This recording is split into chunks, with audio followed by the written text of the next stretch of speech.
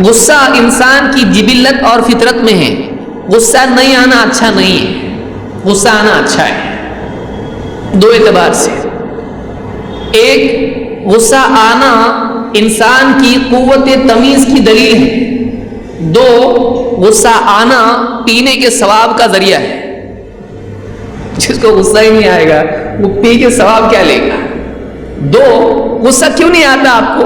صحیح غلط کی تمیز ہی نہیں ہے. آدمی کو غصہ کہے پہ آتا ہے؟ اس کو کچھ ایسا لگتا ہے یہ غلط ہے، اور چھوٹا غلط نہیں ہے، یہ بہت بڑا غلط ہے، تو کنٹرول اس کو نہیں ہوتا ہے، اس کو غصہ آ جاتا ہے. تو یہ جو غصہ ہے، غصہ کب آتا ہے؟ جب ایک آدمی کسی چیز کو غلط سمجھتا ہے. اب جس کو غصہ ہی نہیں آتا ہے کا مطلب یہ ہے کہ اس میں صحیح غلط کی تمیز ہی. تو غصے کا ہونا یہ انسان کی جبلت میں ہے، اللہ نے رکھا ہے اس میں.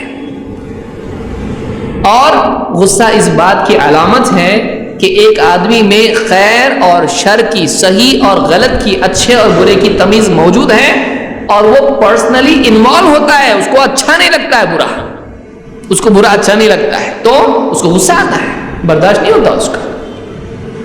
تو غصہ انسان کی جبلت میں. امام الشافعی رحمۃ اللہ علیہ فرماتے ہیں من استغضب فلم یغضب فهو حمار ومن استرضی فلم یغضب فهو شیطان.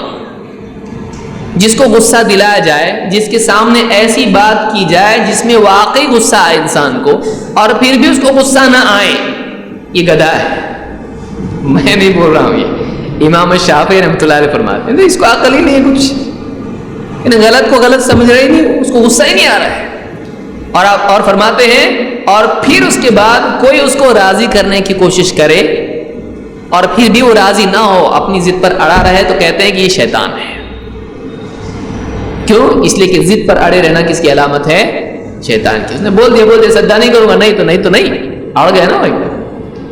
تو یہ سیر اعلام النبلا میں امام شافعی کا قول امام الذہبی نے ذکر کیا ہے. تو یہ انسان کی جبلت میں ہے اور انسان کی قوت تمیز کی دلیل ہے کہ آدمی کو صحیح اور غلط میں تمیز ہے.